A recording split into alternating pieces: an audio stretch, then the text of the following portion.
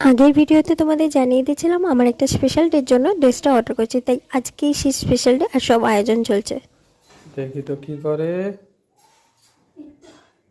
ও মা, চলে এসেছে, মানে এখনো আসেনি, 1 ঘন্টা লাগবে, সব সেরে নিলাম।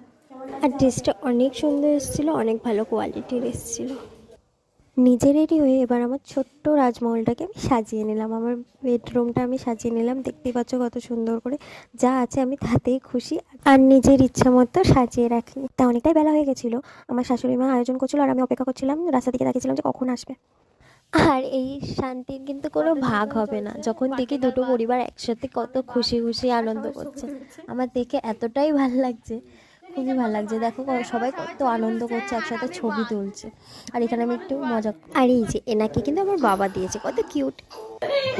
হ্যাঁ, আজকে আমার মানে কালকে আমার জন্মদিন ছিল, যেহেতু কালকে বলছি 25শে নভেম্বর আমার জন্মদিন ছিল, আজকে ভয়েস ওভার দিচ্ছি।